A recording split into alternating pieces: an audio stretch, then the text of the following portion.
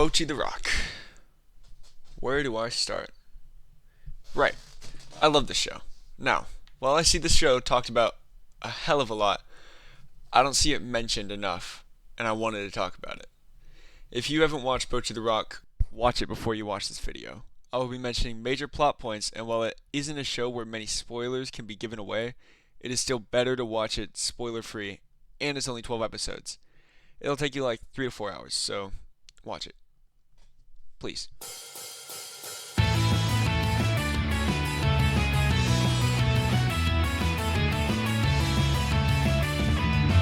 Bocchi the Rock has some great opening episodes, but I do think that they're the weakest in the show compared to others. Now, that is not the production's fault or even fault in the writing, it's just my personal preference. That's only because there's not a lot of performances and it just has them putting together the band, which is still enjoyable, like in its own, and I think that's what makes the scenes with the music much better. But, every story needs a start, and this one did a good job making that start.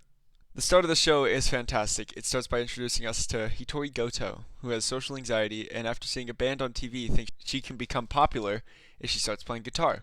So she does.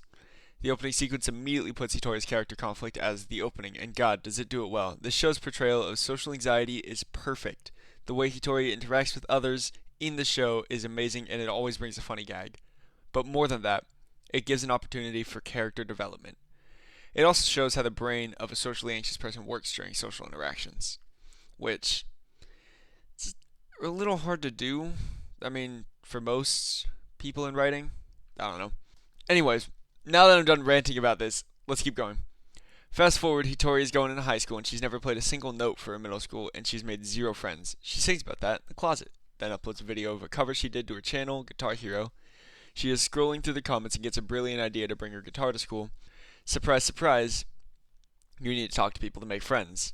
She goes to the park after school and sits in loneliness and is approached by a girl named Ijichi fucking Nijika. And Nijika invites her to play guitar for a gig that night because their guitarist ran away. So Hitori, having social anxiety, can't say yes and can't say no, so Nijika takes it as a yes. We get a feel for Nijika's character, warm, bubbly, and we find out she plays drums. We get to the live house and we meet the bassist, Ryo Yamada, who is strange, to say the least. They practice the song and Ryo and Nijika tell Hitori she sucks straight to her face, like, damn, talk about cold. Bocchi wallows in self-sadness and pity, and the credits roll. Show's over.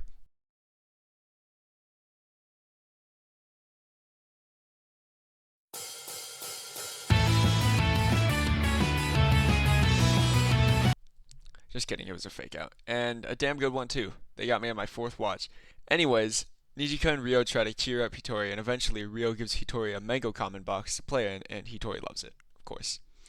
Nijika asks Hitori if she wants them to say her actual name, and she says no, leading to the iconic nickname, Bocchi, given to her by Ryo, which by the way is a pun off the Japanese word Hitori Bocchi, which means all alone. And of course, being Bocchi's first nickname, she loves it.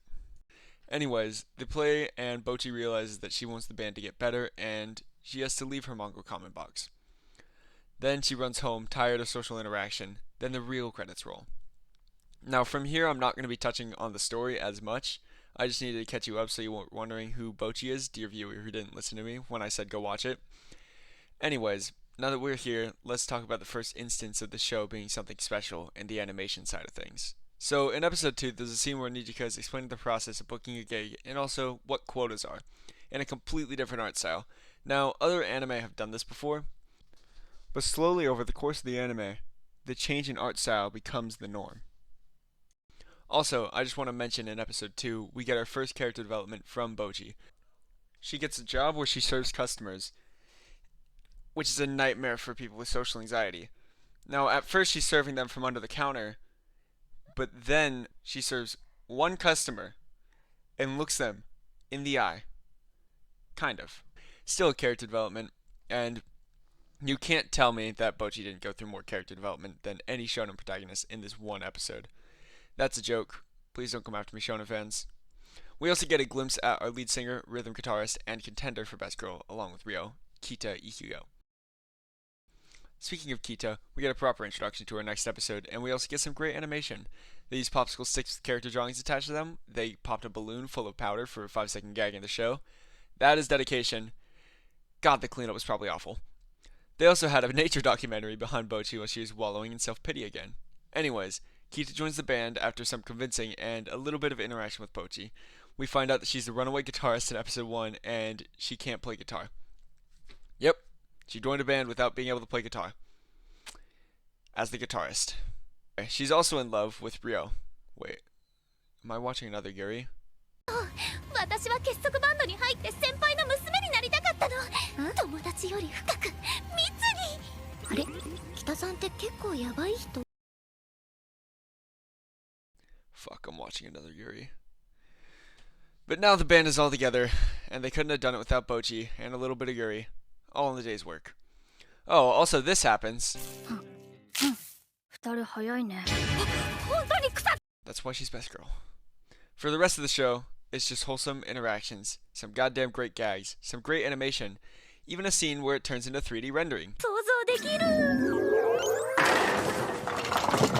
They write songs, they go through some character growth, and we learn about each of the girls' reasons to be in a band.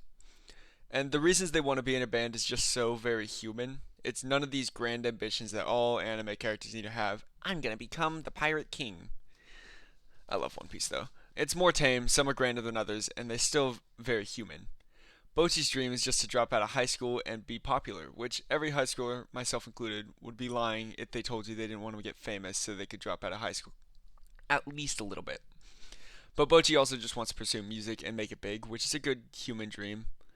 Kita is just to get close with Ryo, mainly, but also just with people. She wants a family within this band, and she also wants to do a no-no with Ryo. Nijika's dream is to make her sister's club big, because her sister quit her band for Nijika. And if that isn't wholesome, I don't know what is. Family. Am I right, guys? And Ryo wants to write her own music her way, which I can really relate to. The point is, these characters are really well written, and they feel like they could be real people.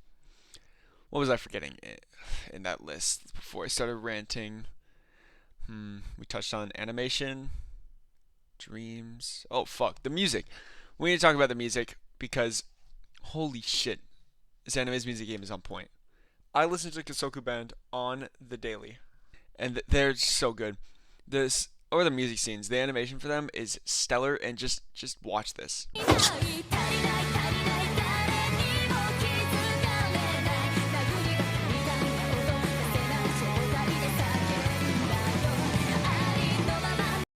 That's not even the one that I want to talk about. The ones that I want to talk about in specific is the performance in episode 8 and the second song in the performance in episode 12.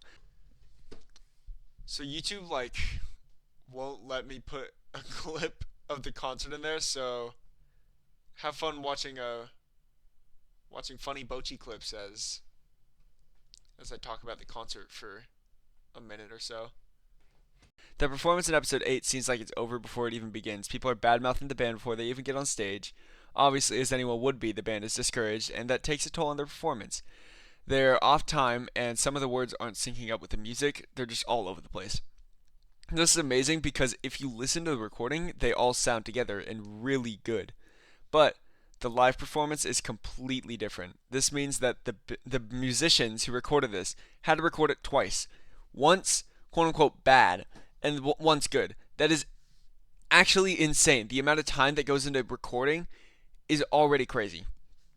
Everyone's mannerism during the performance is lackluster. Nijika's looking down from her drumming like she doesn't want to be there. Kita seems out of breath the whole time. Ryo looks indifferent, but she always looks like that. And Bocchi is stiff. They all look sad, like they don't want to be there. But then after the song, Bocchi, being the rock, busts out the greatest guitar solo known to man. After this, Kasoku Band plays their second song, and holy mother of God, it is fantastic. Suddenly their whole vibe changes, and they look like they want to be there, and they're on time and all together. They really bring you in, you know? They're looking at each other now. The scene and performance is amazing, and is one of the best scenes in the show. Then after the performance, we get the greatest name drop of all time, where Nijika straight up calls Bocchi the Rock. Now we get to episode 12, and the first song goes according to plan. But Bocchi notices her tuning peg's a little messed up. Now before they play, they agree to have a Bocchi solo in the song, and it does not go according to plan. Bocchi's guitar string broke, and she thought she could get the B string in tune to play the solo, but the tuning peg is broken. Bocchi has no clue what to do. She's panicking, but then comes in Kita with the clutch.